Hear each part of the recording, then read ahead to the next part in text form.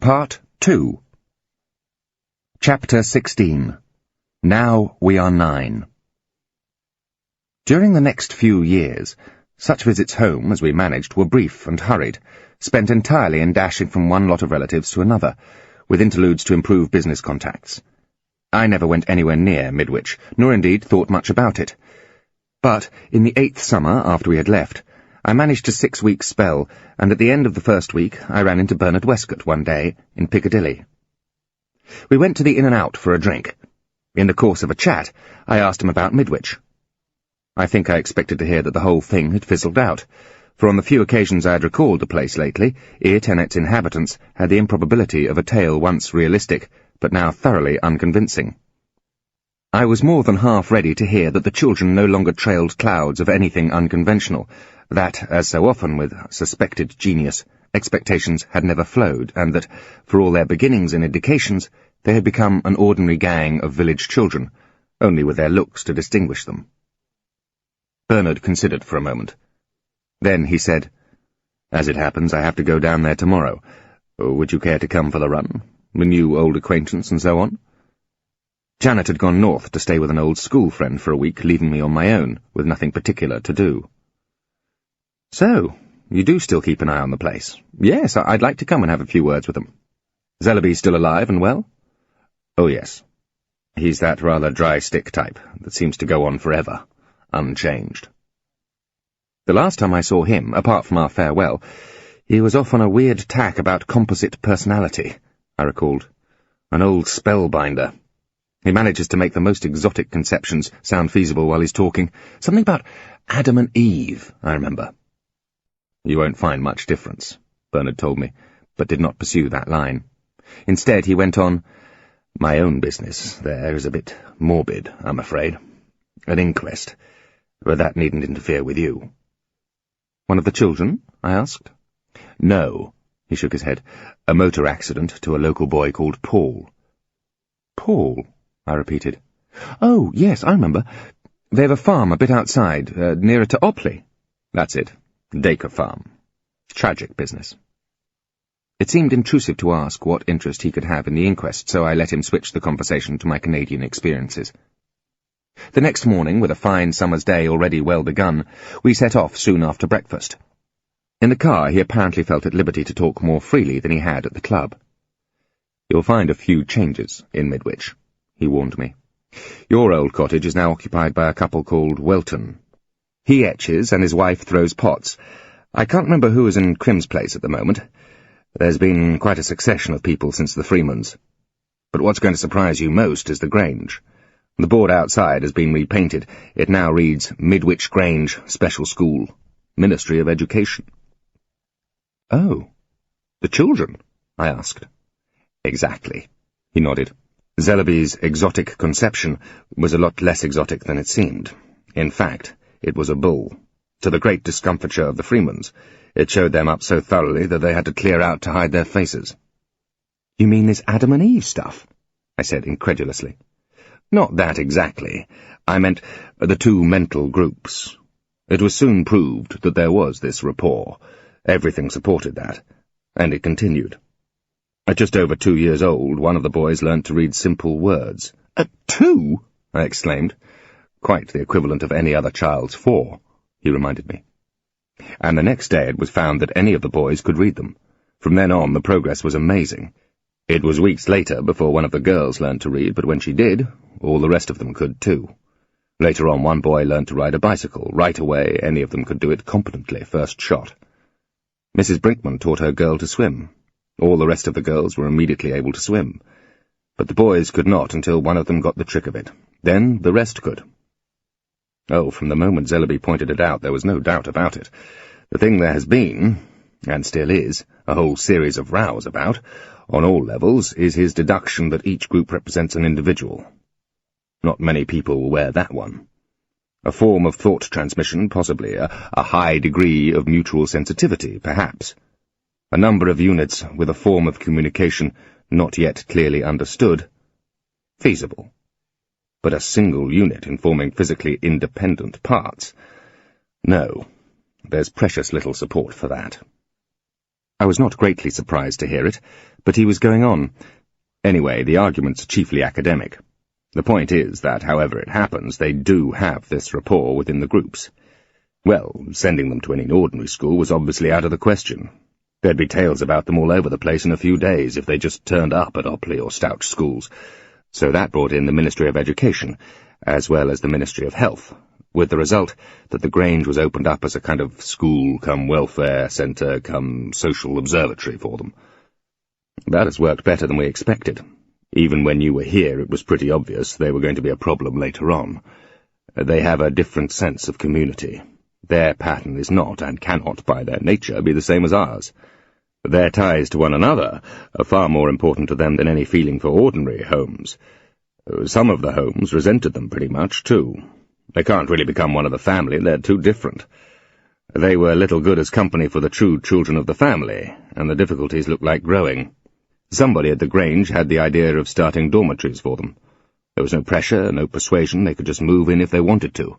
And a dozen or more did, quite soon. Then others gradually joined them. It was rather as if they were beginning to learn that they could not have a great deal in common with the rest of the village, and so gravitated naturally towards a group of their own kind.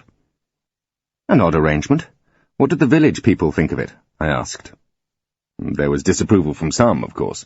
More from convention than conviction, really. A lot of them were relieved to lose a responsibility that had rather scared them, though they didn't feel it proper to admit it. A few were genuinely fond of them, still are, and have found it distressing. But in general, they've just accepted. Nobody really tried to stop any of them shifting to the Grange, of course. It wouldn't have been any use. Where the mothers feel affectionately for them, the children keep on good terms, and are in and out of the houses as they like.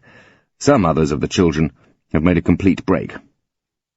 It sounds the queerest setup I ever heard of, I said. Bernard smiled. Well, if you will throw your mind back, you'll recall that it had a somewhat queer beginning, he reminded me.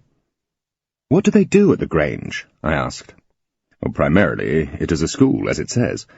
They have teaching and welfare staff, as well as social psychologists and so on. They also have quite eminent teachers visiting and giving short courses in various subjects. At first, they used to hold classes like an ordinary school until it occurred to somebody that that wasn't necessary. So now any lesson is attended by one boy and one girl, and all the rest know what those two have been taught. And it doesn't have to be one lesson at a time, either. Teach 6 couples different subjects simultaneously, and they somehow sort it out, so that it works the same way. But good heavens, they must be mopping up knowledge like blotting paper at that rate. Well, they are, indeed. It seems to give some of the teachers a touch of jitters. And yet you still manage to keep their existence quiet. On the popular level, yes. There is still an understanding with the press, and anyway, the story hasn't nearly the possibilities now that it would have had in the early stages, from their point of view. As for the surrounding district, that has involved a certain amount of undercover work. The local reputation of Midwich was never very high. An ingenuous neighbourhood is perhaps the kindest way of putting it. Well, with a little helping on, we've got it still lower. It is now regarded by the neighbouring villages, so Zellaby assures me, as a kind of mental home without bars. Everybody there, it is known, was affected by the day out, particularly the children, who are spoken of as day-touched, an almost exact synonym of moonstruck, and are retarded to such an extent that a humane government has found it necessary to provide a special school for them. Oh yes, we've got it pretty well established as a local deficiency area. It is in the same class of toleration as a dotty relative. There is occasional gossip, but it is accepted as an unfortunate affliction and not a matter to be advertised to the outside world. Even protestations occasionally made by some of the Midwich people are not taken seriously, for, after all, the whole village had the same experience, so that all must be, in greater or lesser degree, day-touched. It must, I said, have involved quite a deal of engineering and maintenance. What I never understood, and still don't understand, is why you were, and apparently are, so concerned to keep the matter quiet. Security at the time of the day out is understandable. Something made an unauthorized landing. That was a service concern, but now? All this trouble to keep the children hidden away still. This queer arrangement at the Grange. A special school like that couldn't be run for a few pounds a year. You don't think the welfare state should show so much concern for its responsibilities? He suggested. Oh, come off it, Bernard, I told him. But he did not. Though he went on talking of the children and the state of affairs in Midwich, he continued to avoid any answer to the question I had raised. We lunched early at the train and ran into Midwich a little after 2. I found the place looking utterly unchanged. It might have been a week that had passed instead of 8 years since I last saw it.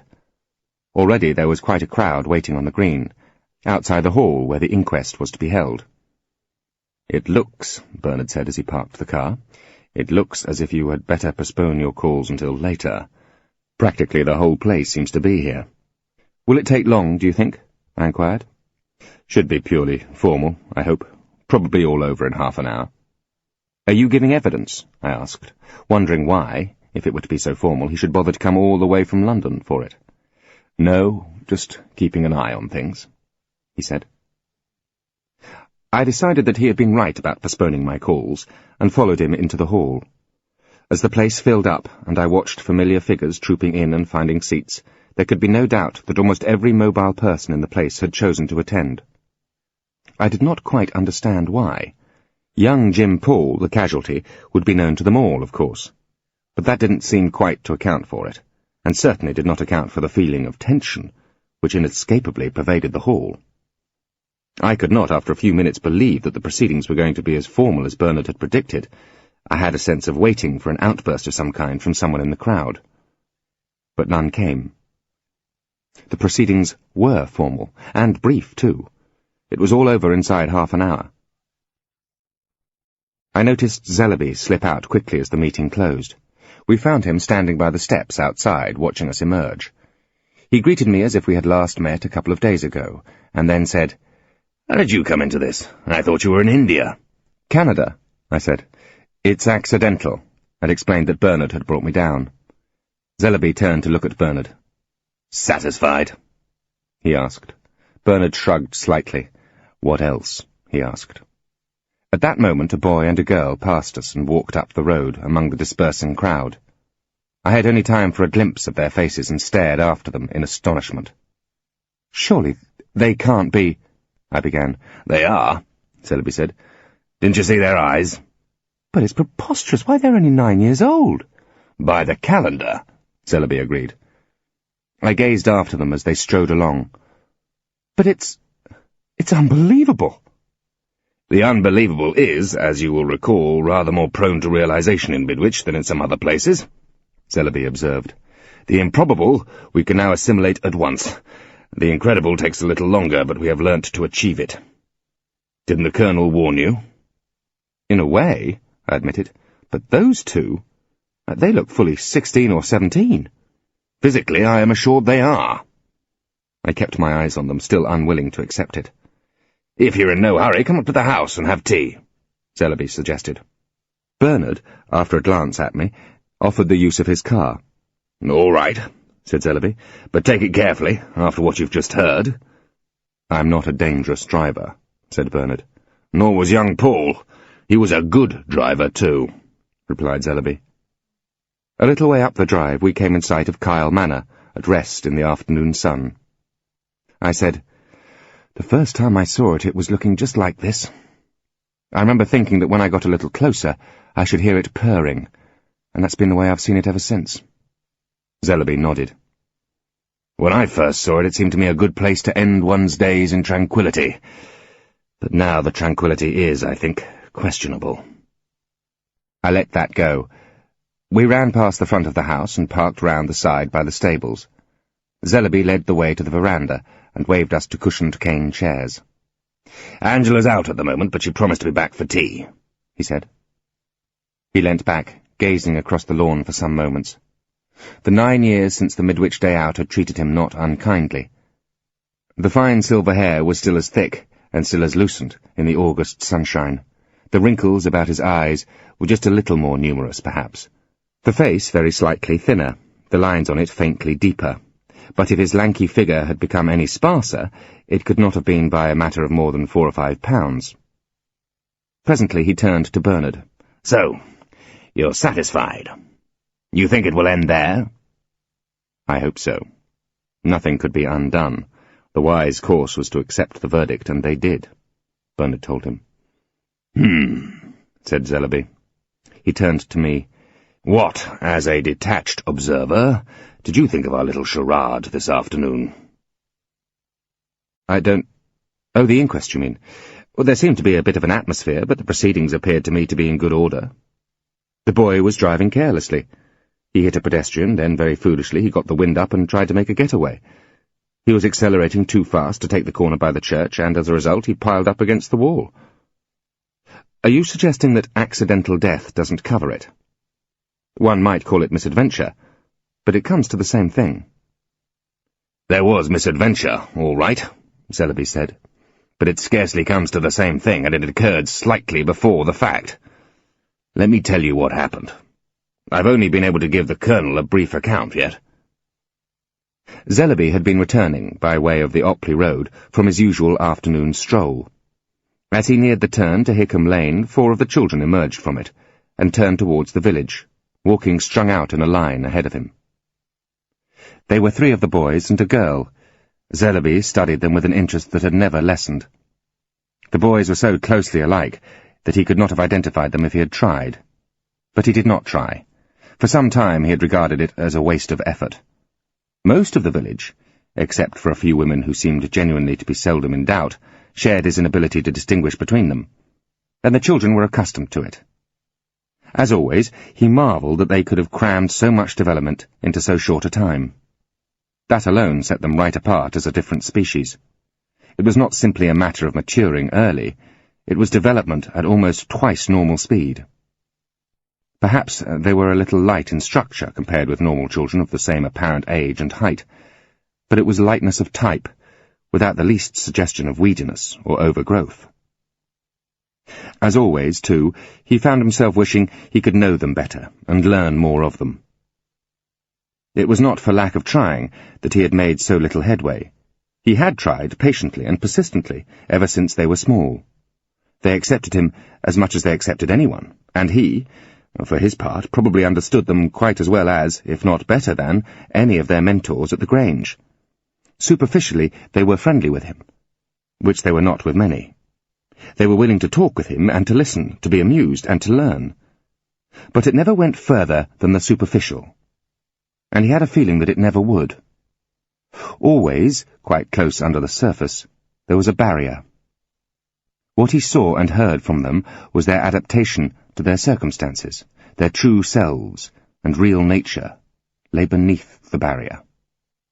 Such understanding as passed between himself and them was curiously partial and impersonal. It lacked the dimension of feeling and sympathy. Their real lives seemed to be lived in a world of their own, as shut off from the main current as those of any Amazonian tribe with its utterly different standards and ethics. They were interested. They learnt. But one had the feeling that they were simply collecting knowledge, somewhat perhaps as a juggler acquires a useful skill which, however he may excel with it, has no influence whatever upon him as a person. Zellaby wondered if anyone would get closer to them. The people up at the Grange were an unforthcoming lot, but, from what he had been able to discover, even the most assiduous had been held back by the same barrier. Watching the children walking ahead, talking between themselves, he suddenly found himself thinking of Ferrelyn. She did not come home as much as he could have wished nowadays. The sight of the children still disturbed her. So he did not try to persuade her. He made the best he could of the knowledge that she was happy at home with her own 2 boys. It was odd to think that if Ferrelyn's day-out boy had survived, he would probably be no more able now to distinguish him from those walking ahead than he was to distinguish them from one another.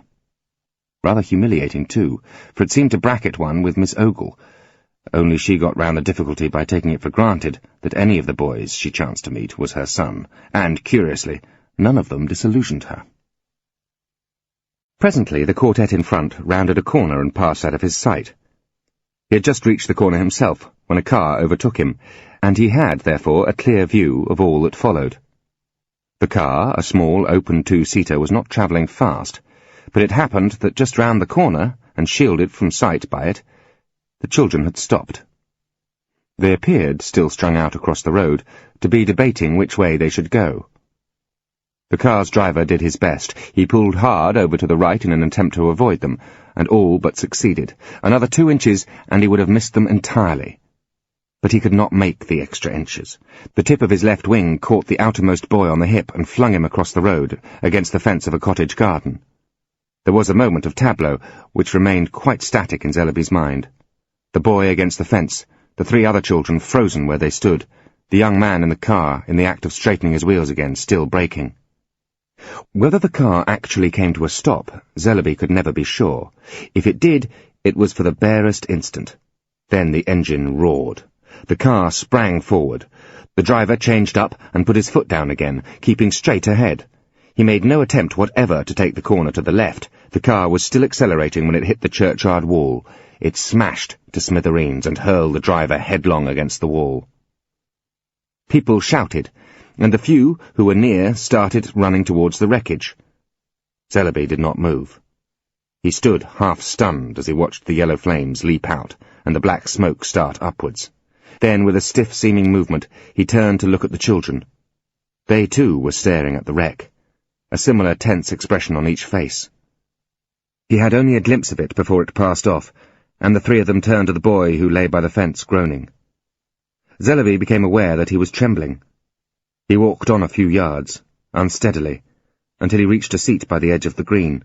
There he sat down and leant back, pale in the face, feeling ill.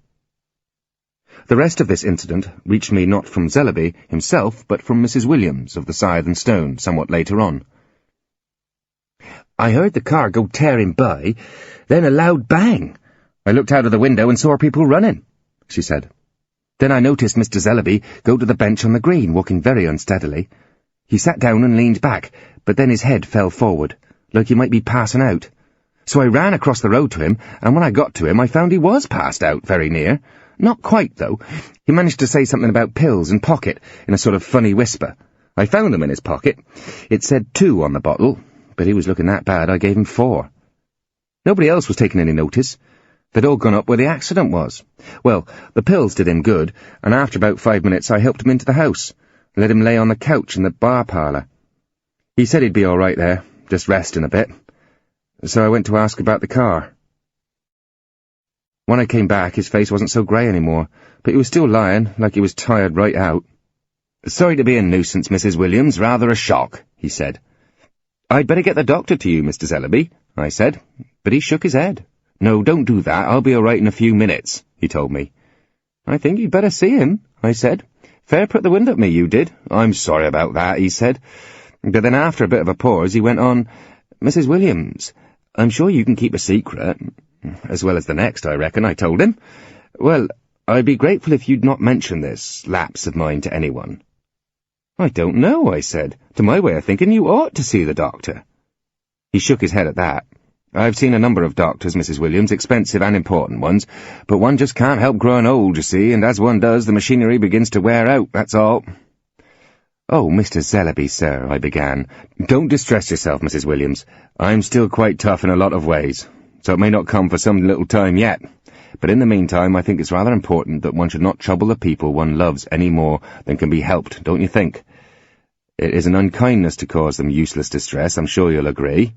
"Well, yes, sir. If you're sure that there's nothing—" "I am quite sure. I am already in your debt, Mrs. Williams, but you will have done me no service unless I can rely on you not to mention it. Can I?" "Very well.